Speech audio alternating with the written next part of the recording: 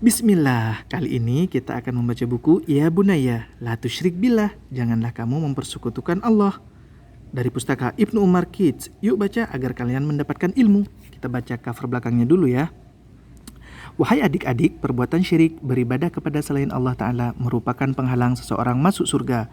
Bahkan syirik dapat mengakibatkan pelakunya masuk neraka selamanya. Kita berlindung kepada Allah dari hal demikian. Buku ini menjelaskan apa itu syirik dan bagaimana agar kita dapat terhindar darinya. Semoga Allah Ta'ala menjauhkan kita dari perbuatan tersebut dan memasukkannya kita ke dalam surga. Amin.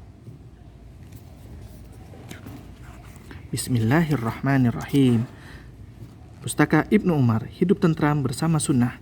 Seruan kami mengajak kembali kepada Al-Quran dan Sunnah yang sahih dengan pemahaman generasi pendahulu terbaik umat ini, memurnikan ajaran Islam serta mendidik kaum muslimin kepada kehidupan yang islami sesuai dengan dasar pijak Ahlus Sunnah wal Jamaah.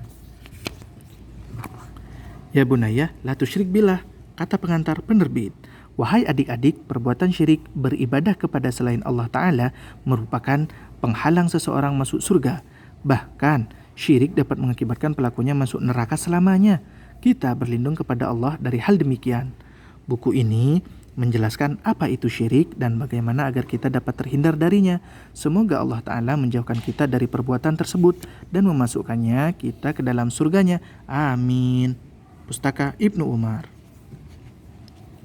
Ya Bunaya, La Tusyrik Billah, janganlah kamu mempersekutukan Allah. Wahai adik-adik, kali ini kita akan membahas suatu permasalahan yang mesti kalian pahami sejak sekarang hingga dewasa. Setiap muslim berharap agar ia masuk surga Allah yang penuh dengan kenikmatan. Namun, memasuki surga tentu ada syaratnya, yakni ia wajib mengesahkan Allah Ta'ala dalam semua ibadahnya dan menjauhi segala macam syirik kepada Allah Ta'ala. Wahai adik-adik, syirik penghalang seseorang masuk surga, bahkan dapat mengakibatkan pelakunya masuk neraka selamanya. Na'udzubillahi min dzalik. Kita berlindung kepada Allah dari hal demikian. Allah Ta'ala berfirman, Innasyirka ladzulmun adzim. Sesungguhnya syirik mempersekutukan Allah adalah benar-benar kezaliman yang besar. Quran Surat Al-Luqman ayat 13. Maksud zalim di sini ialah menyamakan Allah Ta'ala dengan makhluknya. Maka ini adalah kezaliman yang besar. Contoh, seseorang berdoa memohon kepada orang yang sudah mati, dukun, kuburan, keramat. Seharusnya ia berdoa hanya kepada Allah Ta'ala saja. Allah Subhanahu Wa Ta'ala berfirman, Innahu may yusyrik billahi faqad harramallahu alaihil jannata wa ma'wahun nar wa ma lidzalimina min ansar.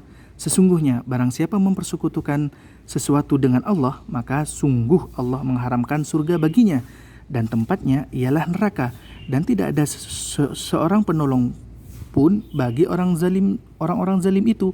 Quran Surat Al-Maidah ayat 72. Wahai adik-adik, tentu perbuatan tersebut sangat dimurkai dan dilarang.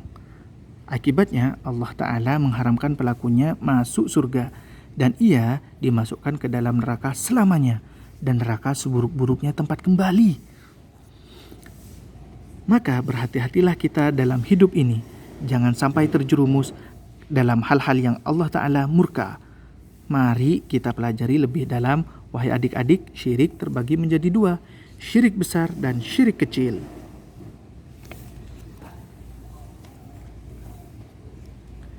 Syirik besar adalah beribadah kepada selain Allah Ta'ala, seperti menyembelih kurban bukan karena Allah, yang seharusnya karena Allah. Juga berharap kepada selain Allah, misal mengharapkan kesuksesan kepada dukun, paranormal, atau kuburan. Padahal semua itu seharusnya ditujukan hanya kepada Allah Ta'ala saja.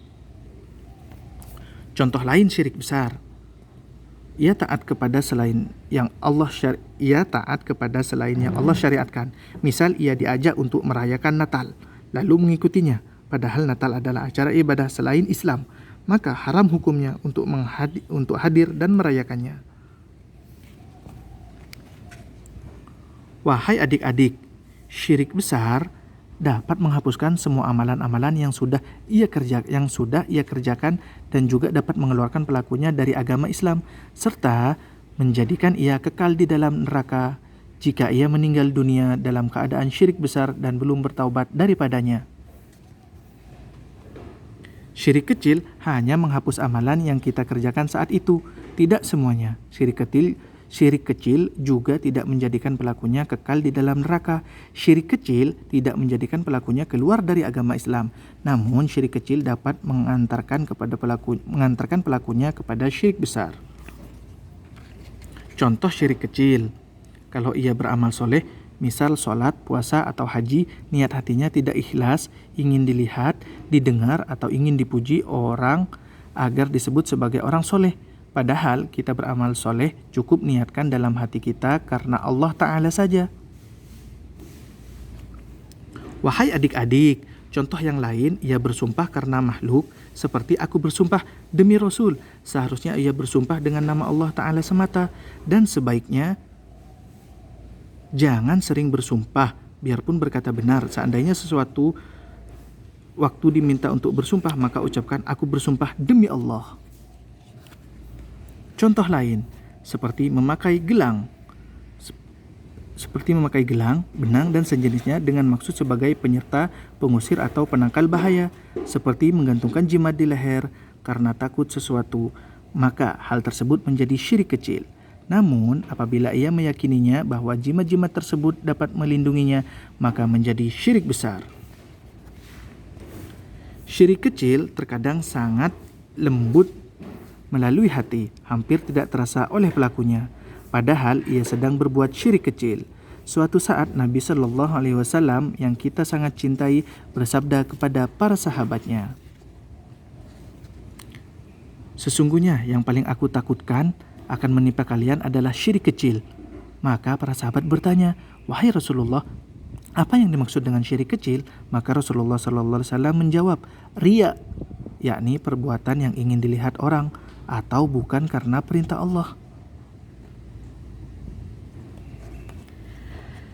Kita berlindung kepada Allah Ta'ala dari syirik besar ataupun syirik kecil, serta semoga Allah Ta'ala menjauhkan kita dari perbuatan tersebut dan dari para pelakunya seperti tukang sihir, dukun, paranormal, dan lain sebagainya. Amin ya Rabbal Alamin.